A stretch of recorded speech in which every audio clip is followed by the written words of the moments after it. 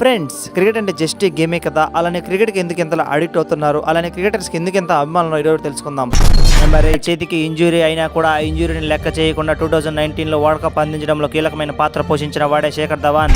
Number 7, తన తండ్రి చనిపోయారు అని తెలిసినా కూడా తన టీం ఆపదలో ఉందని గుర్తించి తన తండ్రి అంత్యక్రియలకు వెళ్లకుండా తన టీంకు పోరాడిన వాడే విరాట్ కోహ్లీ. నెంబర్ 6, తన టీం ఓటమికి చేరువుగా ఉందని గుర్తించి తను సింగిల్ కాలుతో పోరాటం చేసి డబల్ సెంచరీ సాధించి ఆ టీంకి విజయం చేరువ చేసిన వాడే greatest batsmen Glenn Maxwell. Number 5, తన కాలి బటన్ వేలికి ఇంజూరీ అయినా కూడా ఆ ఇంజూరీని లెక్క చేయకుండా తన టీం కోసంగా ఒకే మ్యాచ్ లో 12 ఓవర్లు వేసి ఆస్ట్రేలియాలో చరిత్ర సృష్టించిన వాడే సమర్ జోసెఫ్.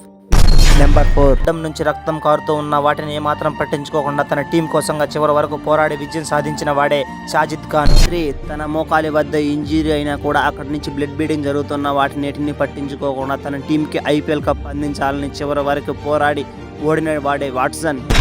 నెంబర్ 2, మ్యాచ్ ఆడుతూ ఉండగా బాల్ వచ్చి డైరెక్ట్ చెయ్యి తగిలి చెయ్యి మొత్తం ఫ్రాక్చర్ అవి చెయ్యి ఇరిగినా కూడా తన టీం ఎలా అయినా విజయం సాధించాలి అని మళ్ళీ బ్యాటింగ్ ఆడడానికి వచ్చిన వాడే గ్రీన్ స్మిత్. నెంబర్ 1, తనని ఇండియన్ ఫ్యాన్స్ అందరూ కూడా చెప్పి అన్న తన భార్య తనకి విడాకులు ఇచ్చి వెళ్ళిపోయిన తను మాత్రం ఏమాత్రం వాటిని పట్టించుకోకుండా టీమిండియా కోసం పోరాడిన వాడే హార్దిక్ పాండ్యా. ప్లేయర్కి 3 ఇయర్స్ నుంచి లెగ్ పెయిన్ ఉన్న వాటిని పట్టించుకోకుండా తన అభిమానులకు ఇచ్చిన మాట కోసంగా ఇప్పటి వరకు ఐపీఎల్ ఆడుతూ ఫ్యాన్స్ని అలరిస్తున్న ఈ ప్లేయర్ ఎవరో మీకు తెలిసి ఉంటే కామెంట్ చేయండి.